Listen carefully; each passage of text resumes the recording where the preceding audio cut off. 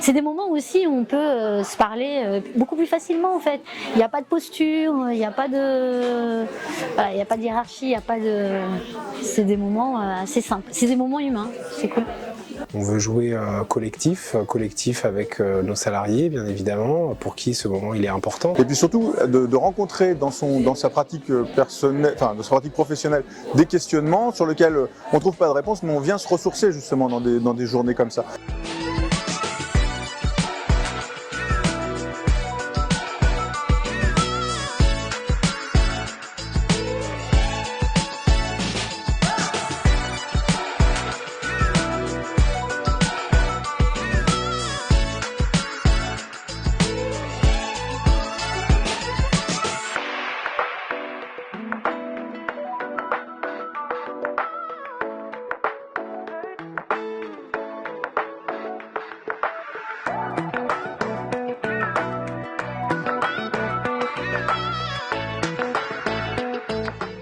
L'atelier c'est quand même intéressant quoi, hein, de sensibilisation, de comprendre un peu quelles sont les problématiques et quelles réponses aujourd'hui, quel est l'état en fait de la réponse qui peut être apportée. Je trouve que c'est très, très ressourçant et ça participe du bagage professionnel.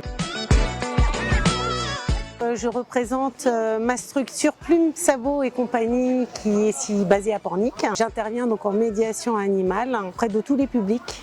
Les enfants, les personnes âgées, les personnes handicapées à mobilité réduite.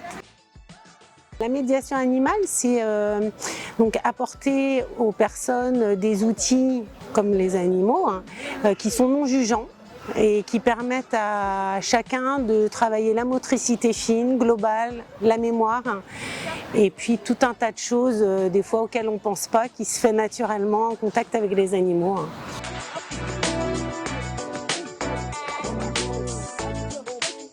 C'est un atelier de secourisme où en 2 heures, j'ai choisi 3 thèmes. Le premier, c'est de mettre une personne inconsciente sur le côté, la PLS. Le deuxième, c'est de savoir réagir face à une victime qui est inconsciente, qui ne respire pas, donc avec la mise en place d'un défibrillateur automatique, un massage cardiaque. Et la troisième situation, c'est de savoir réagir face à une victime qui s'étouffe complètement. Et à chaque fois, j'ai emmené 3 tailles de mannequins. On a un adulte, un enfant et un bébé, ce qui permet de réaliser les gestes. Alors le principe du secourisme, c'est que ce sont des gestes qui sont simples mais efficaces, donc accessibles au grand public, encore plus aux professionnels.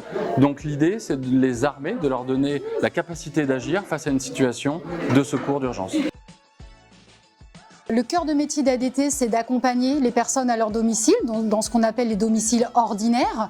L'habitat partagé est une nouvelle forme de domicile et en fait, tout naturellement, ADT s'engage à accompagner les habitants des habitats inclusifs.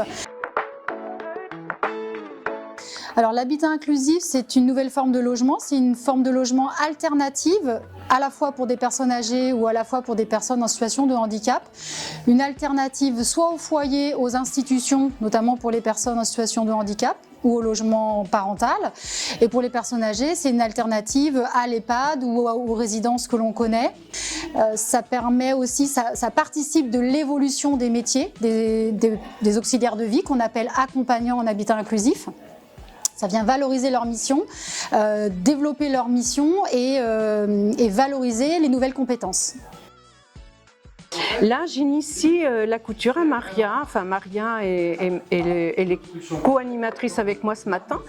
Mais on fait un petit top bag pour l'initier à coudre droit, à apprendre la couture, à utiliser la machine à coudre. Elle va être contente, elle va être valorisée, elle va prendre confiance en elle et plus ça ira et mieux ça sera au niveau de la couture.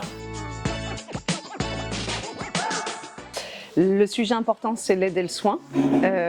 C'est un sujet que l'on travaille donc depuis longtemps, mais qui permet effectivement vraiment d'être sur de l'interconnaissance, de faire en sorte qu'il y ait un sentiment d'appartenance à une seule et même équipe. C'est un vrai enjeu, cette acculturation, parler le même langage, et puis finalement toujours centré autour de l'usager. C'est bien ce pourquoi et pour qui on travaille.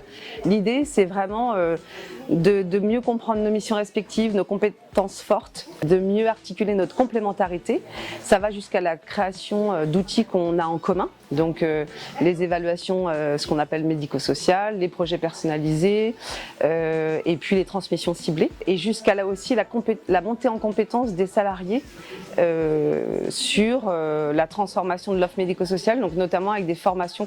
Donc les enjeux, c'est ça, c'est améliorer la qualité d'accompagnement de la personne et améliorer les conditions de travail des professionnels qui les accompagnent. Je suis très bien à l'ADT, c'est une association où on est quand même assez libre. Et là, ça donne un sens à ma vie et quand j'arrive le soir, je dis bah oui, j'ai pas une journée de perdue, c'est une journée qui a été très intense en fait. Donc voilà, je suis très épanouie dans mon travail, j'adore ce que je fais. C'est comme une révélation en fait de pouvoir exprimer nos compétences personnelles de façon très individuelle en fait.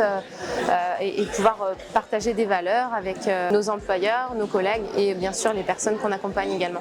Les gens nous apprécient énormément, on n'est pas comme les étudiantes, on a plus de temps et du coup c'est ça qu'ils apprécient vraiment chez nous.